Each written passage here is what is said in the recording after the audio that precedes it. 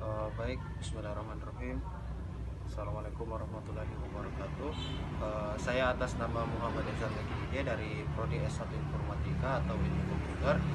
Di sini saya dalam rangka mengerjakan tugas besar dari mata kuliah Bahasa Indonesia oleh dosen pengampu Ibu Runi Mairati.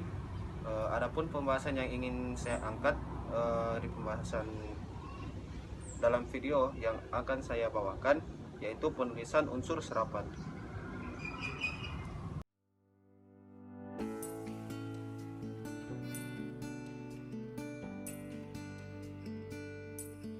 Indonesia, salah satu negara di Asia Tenggara yang merupakan negeri kepulauan, bumi pertiwi yang amat kaya akan sumber daya alamnya.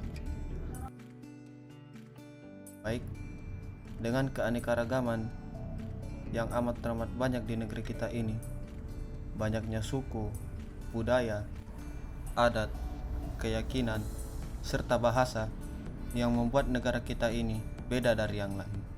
Namun, tahukah Anda bahwa negara Indonesia dengan banyaknya suku, dengan berbagai macamnya budaya serta bahasa, hanya terdapat satu bahasa saja yang dapat menghubungkan antara satu insan dan insan lainnya dalam berkomunikasi, yang dimana mereka berbeda suku, yaitu bahasa Indonesia.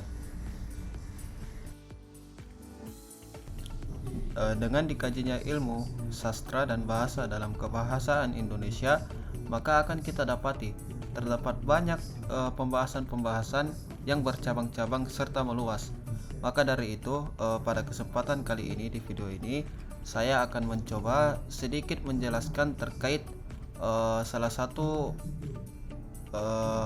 pokok dalam bahasa Indonesia, yaitu penulisan unsur serapan. Baik, kita mulai dari definisinya terlebih dahulu. Jadi, penulisan unsur serapan merupakan bahasa-bahasa atau istilah-istilah asing tapi dipakai dalam konteks bahasa Indonesia. Jadi, merupakan bahasa yang tidak murni dari bahasa Indonesia, namun kita gunakan dalam konteksnya dalam penggunaan sehari-hari. Kemudian unsur asing tersebut sudah diserap dan disesuaikan ke dalam bahasa Indonesia, sehingga kita dapat menggunakannya dalam berkomunikasi di keseharian kita. Kemudian menurut KBBI atau Kamus Besar Bahasa Indonesia, kata serapan adalah kata-kata yang diserap dari bahasa lain berdasarkan kaidah bahasa penerima. Kemudian kita beralih ke definisi dari para ahli. Menurut Rohbia dan peneliti bahasa lainnya, penyerapan bahasa terjadi karena adanya kontak yang berkelanjutan dalam waktu lama antar penutur bahasa yang berbeda. Kontak bahasa adalah hubungan kebahasaan yang terjadi antara satu masyarakat dengan masyarakat bahasa lainnya.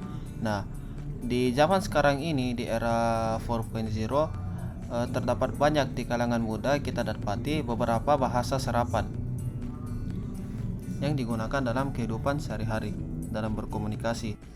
Kemudian menurut Hackett, perubahan dan perkembangan dalam suatu bahasa adalah wajar terjadi karena adanya kontak bahasa antar pengguna bahasa yang berbeda. Komunikasi langsung antar manusia yang berlainan bahasa, bahkan berlainan budaya, menimbulkan kontak bahasa yang pada akhirnya akan saling memengaruhi. Hal tersebut disebut dengan penyerapan bahasa. Kemudian menurut Sompi, definisi kata-kata serapan adalah kata-kata yang berasal dari bahasa asing atau bahasa daerah lalu digunakan dalam bahasa asli. Oke, kita beralih ke pembahasan berikutnya. Dua golongan unsur pinjaman dalam bahasa Indonesia. Yang pertama, unsur pinjaman yang belum sepenuhnya terserap ke dalam bahasa Indonesia, seperti reshuffle, shuttlecock, exploitation, dan lain-lain. Unsur ini dipakai dalam konteks bahasa Indonesia, tetapi pengucapannya masih mengikuti cara asing. Maksudnya di sini dalam penulisan dan penyebutannya itu belum diserap dalam kaidah kebahasaan Indonesia murni, namun masih mengikut kepada bagaimana cara penyebutan. Cara penyebutannya masih dilakukan dengan cara asal dari bahasa itu sendiri, yaitu dari pengucapan bahasa asing serta penulisannya.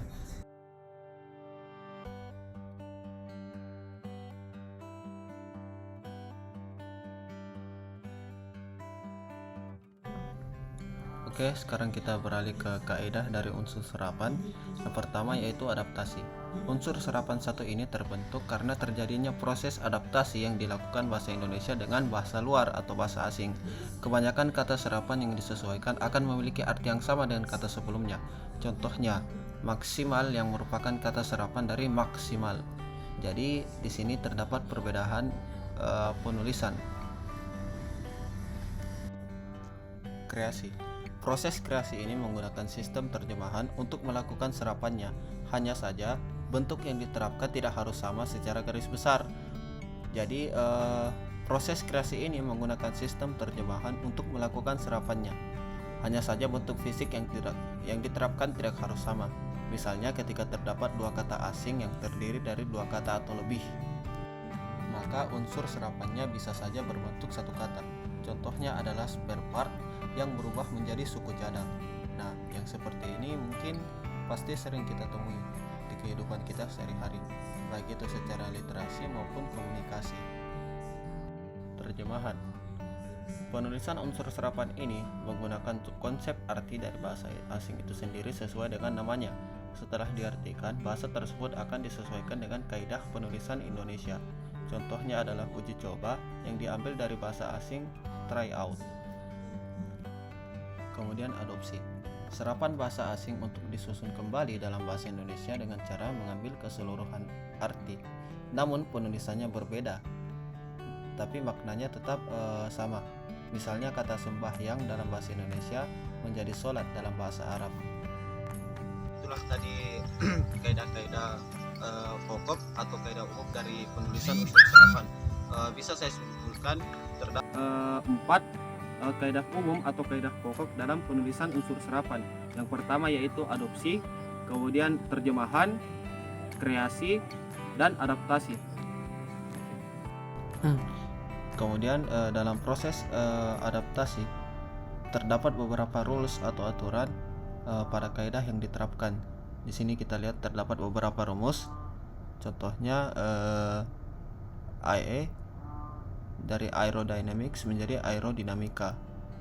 Kemudian jika double A, contohnya oktav menjadi tunggal A-nya, dan seterusnya. Kemudian ini merupakan contoh serapan dari bahasa asing, misal Arab, Cina, dan Belanda ke Indonesia. Kita bisa lihat beberapa perbedaan penulisan, namun makna dan penyebutannya hampir sama. Mungkin ada yang bertanya-tanya, lalu bagaimana dengan kata yang kita serap merupakan istilah asing yang kita serap ke dalam bahasa Indonesia? Apakah dia juga merupakan kata serapan dari bahasa asing lainnya? Jawabannya bisa jadi.